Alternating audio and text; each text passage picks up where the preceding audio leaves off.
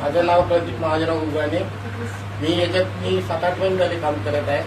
मी माझ्या लहान भावाचा रिझल्ट सांगतो. कारण आमचा लहान भाऊ म्हणजे ड्रिंक करायचा त्याचे लिव्हर किडन्या सगळं डॅमेज झालेलं आहे. म्हणजे त्याला अर्धा किलोमीटर जर चालला तर तो म्हणजे बिलकुल असं बसून जाता म्हाताऱ्या माणसासारखा. त्याला आपण अमृत ज्यूस दिलं. एका बॉटलमध्ये त्याला तर रिझल्ट आला. आता 2 बॉटल झाल्या. आज 5 किलोमीटर तो माझ्यासोबत पायी चालला.